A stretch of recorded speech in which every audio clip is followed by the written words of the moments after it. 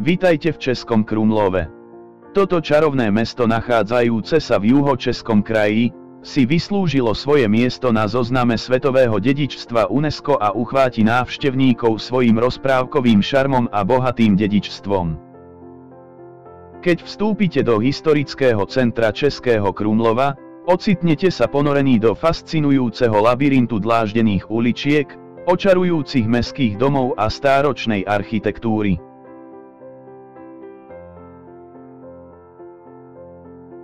Dominantou panorámy je nádherný zámok Český Krumlov. Tento rozľahlý komplex z 13. storočia sa nachádza na kopci s výhľadom na rieku Vltava. Zámok je podmanivou zmesou gotického, renesančného a barokového štýlu. Jeho ikonická hradná väža ponúka panoramatický výhľad na mesto a malebnú krajinu.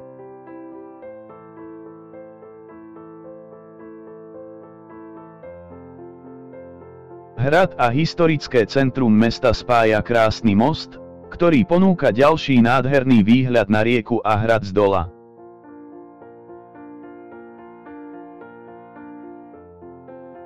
Centrum mesta Český Krumlov je očarujúcim stredovekým zázrakom s dláždenými uličkami, ktoré sa vinú okolo farebných fasád, očarujúcich obchodov a príjemných kaviarní.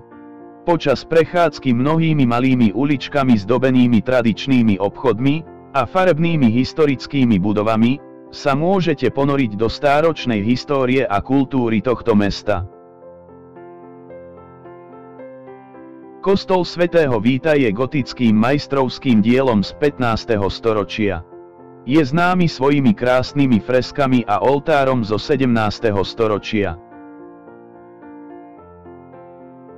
Ak stále pochybujete o kráse Českého Krumlova, stačí sa pozrieť zhora, aké je to čarovné, keď sa rieka Vltava ohýba okolo celého mesta.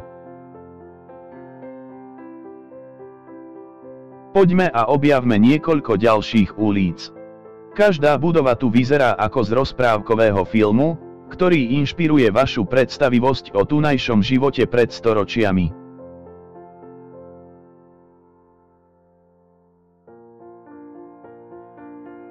Keď navštívite zámok Český Krumlov, určite sa prejdite cez Plášťový most.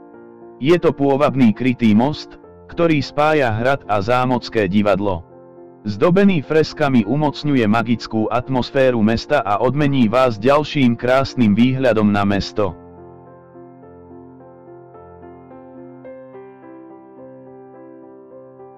Český Krumlov je tiež rajom pre nadšencov raftingu.